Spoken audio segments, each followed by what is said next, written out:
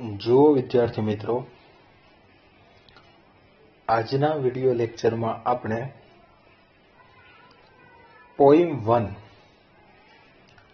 જેનું નામ છે માય સોંગ એટલે કે મારું ગીત વિશે અભ્યાસ કરીશું. તો વિદ્યાર્થી મિત્રો, આ પોઈમ પ્રખ્યાત કવિ રવિન્દ્રનાથ ટાગોર દ્વારા લખવામાં આવી છે. તો આપણે કાવ્યની શરૂઆત કરીએ. શું કહેવા માંગે છે આ કાવ્ય? તો જુઓ, This song of mine will wind its music around you, my child. મારા બાળક, મારું આ ગીત તારી આસપાસ તેનું સંગીત વીંટળાવીને રાખશે. અરાઉન્ડ નો મતલબ થશે આસપાસ, મ્યુઝિક નો મતલબ થશે સંગીત, વિન્ડ એટલે કે વીંટળાવી રાખવું. એટલે શું કહે છે? બાળક, મારું આ ગીત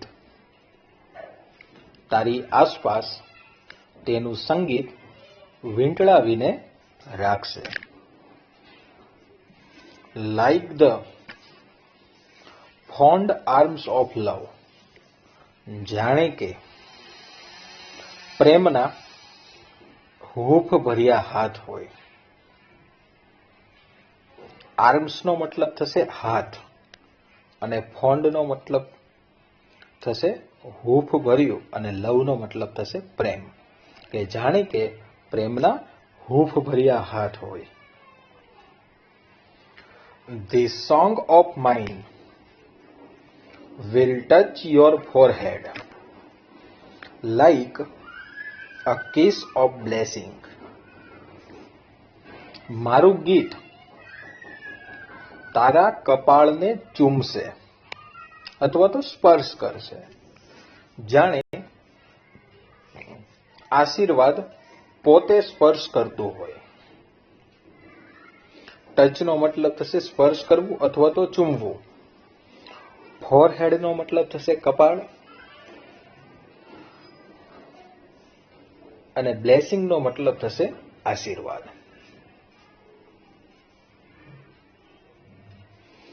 જો આગળ, when you are alone, it will sit by your side and whisper in your ear.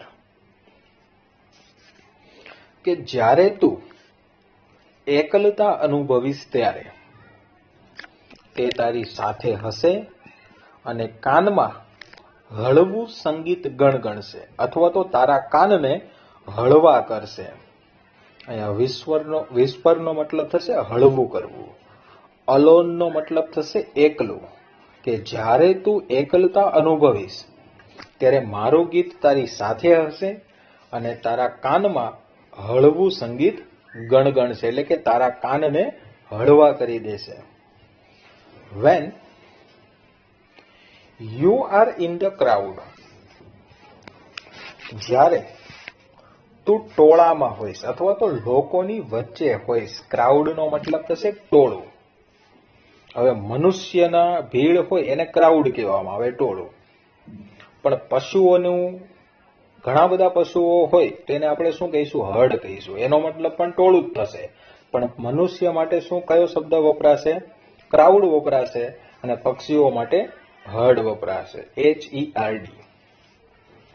એટલે શું કહે છે? જ્યારે તું ટોળામાં હોઈશ ત્યારે it will fence you about with aloofness. ત્યારે તે તને રક્ષણ અને એકલતા આપશે. અહીંયા અલુફનેસ નો મતલબ થશે એકલતા અને ફેન્સ નો મતલબ થશે રક્ષણ. શું કહે છે? જ્યારે તું ટોળામાં હોઈશ ત્યારે તે તને રક્ષણ અને એકલતા આપશે. My song will be like a pair of wings to your dreams. મારા ગીતો તારા સપનાની પાંખો બનીને ઉડશે. ડ્રીમ્સ નો મતલબ થશે સપનાઓ, વિંગ્સ નો મતલબ થશે પાંખો. It will transport your heart to the verge of the unknown. શું કહે છે? કે તે તારા હૃદયને કોઈ અજાણી દુનિયાની સીમા સુધી લઈ જશે. તે તારા હૃદયને કોઈ અજાણી દુનિયાની સીમા સુધી લઈ જશે. અહીંયા વર્જનો મતલબ થશે સીમા, સરહદ, સીમાડો, જે કહેવું હોય તે કહી શકીએ. અનનોન નો મતલબ થશે અજાણ્યું, અને ટ્રાન્સપોર્ટ નો મતલબ થશે પરિવહન કરવું, એટલે કે ત્યાં સુધી તને લઈ જશે. It will be like the faithful star overhead when dark night is over your road. કે જ્યારે તારા રસ્તા પર અંધારું હશે ત્યારે ધ્રુવના તારાની જેમ તે તારા માથા ઉપર ચમકતું રહેશે. એટલે કે મારું ગીત શું કરશે? કે જ્યારે તારા રસ્તા ઉપર અંધારું હશે ત્યારે તે ધ્રુવના તારાની જેમ તારા માથા ઉપર ચમકતું રહેશે. ફેઇથફુલ સ્ટાર નો મતલબ થશે ધ્રુવનો તારો. My song will sit in the pupils of your eyes. મારું ગીત તારી આંખની કીકીઓ પર બેસશે. પ્યુપિલ્સ નો મતલબ થશે કીકીઓ. And will carry your sight into the heart of things. અને તારી નજરને વસ્તુના હૃદય સુધી લઈ જશે. સાઇટ નો મતલબ થશે નજર અથવા તો દ્રષ્ટિ. And when my voice is silent in death. અને જ્યારે મૃત્યુ સમયે મારો અવાજ બંધ થઈ જશે. My song will speak in your living heart. ત્યારે તારા હૃદયમાં મારું ગીત ધબકતું રહેશે. શું કહે છે? કે જ્યારે મૃત્યુ સમયે મારો અવાજ બંધ થઈ જશે ત્યારે તારા હૃદયમાં મારું ગીત શું કરશે? ધબકતું રહેશે.